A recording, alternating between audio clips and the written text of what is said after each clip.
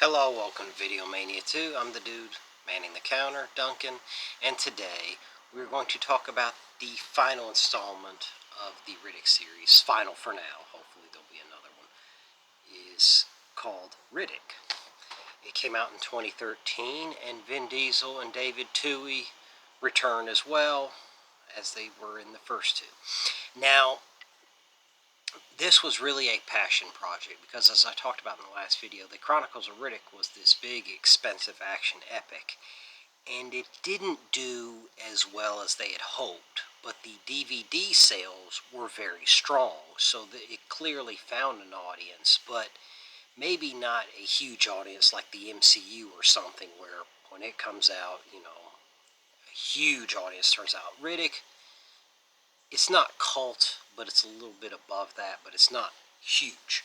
So there was an appetite for more Riddick, but the budget needed to be scaled down in order to still make money. Now, it came out in 2013, so that's 9 years after the other one. So it was really a passion project for Vin Diesel because his career after the Chronicles of Riddick, he didn't do too much. And then Fast and Furious came out in 2009, and that was a huge hit. And then he did Fast 5, which was a huge, huge hit. And the Fast and Furious actually jumped into that, territory like the MCU almost, where it's really big. So Vin Diesel, was on the rise again. So in 2013, himself along with David Twohy were like, okay, let's make another one. Let's just keep the budget smaller. And Vin Diesel, bless him, because he put his own house up as collateral to get the money to get this thing finished. Universal agreed to distribute it, but, they had to get pretty creative to finance it. And the movie does pick up where the Chronicles of Riddick left off, because the last one, was screaming sequel. And so they do continue the story, and Riddick ends up again, on the outside looking in like he always does. And now he's on a planet, and he was betrayed by the necromongers. So in order to get off the rock, he intentionally lets the rest of the universe know where he is, so the bounty hunters come, because he's worth a lot. And he gets out of there. He needs to get out of there because he sees that, like in Pitch Black, there's some monsters lurking beneath the surface, and you don't want to be around when they come out. So he needs a ship, and so he gets some bounty hunters. He knows they're going to show up. His plan is to steal a ship. And he actually does kind of be nice about it. He's like, look, just leave me a ship, and we'll all go away happy, and you can still live. But, of course, they want to make money off of him.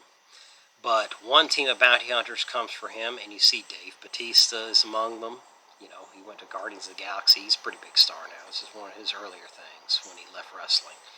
So they're looking for him, and he starts playing games with them.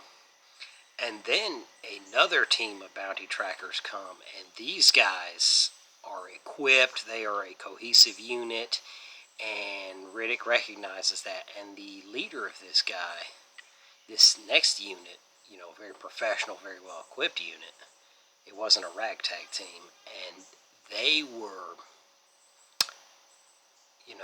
there was something personal going on. Like, that leader was smart, and he was determined to get Riddick, and he wanted Riddick alive. And then when he reveals his name, and I'm not spoiling too much here, his name's Johns, as in the bounty hunter from the first, Pitch Black. It's his dad, and he wants Riddick, he wants answers, he wants to know what happened. So he's going to get Riddick at all costs. And when he captures Riddick, he's like, what happened on that planet with my son? I'm here to avenge him. I want to know the truth first before I kill you. And Riddick doesn't give you straight answers. He likes to play with you, and they kind of toy with each other. Miss Johns is a very formidable foe. But now the bounty team has to join with Riddick because the monsters are coming out, and so they have to find a way to get some, trying a way to work together so they can get the power cells for the ship and get out of there. But are they going to turn on each other? It's an interesting dynamic. Now, this movie, like I said, it's not as epic in scale, but still very entertaining. And the Riddick character is in fine form. Vin Diesel, really gets this character, and he's perfect for it. And so, it's very fun. It's a lot like Pitch Black. Not so much Chronicles of Riddick. It just picks up where it's left off. So the Necromongers are in there briefly. And in this Blu-ray, it's a director's cut, so there's some more given away, as far as where the story could go. As I've talked about many times, I'm not as big on director's cuts, but David Tuohy's, his director's cuts seem to be really good. So you get some very important new footage here. So I highly recommend, if you're a fan of the Riddick character, get the director's cut. Now, this one was rated R too, so it knew its audience, and it was reasonably profitable.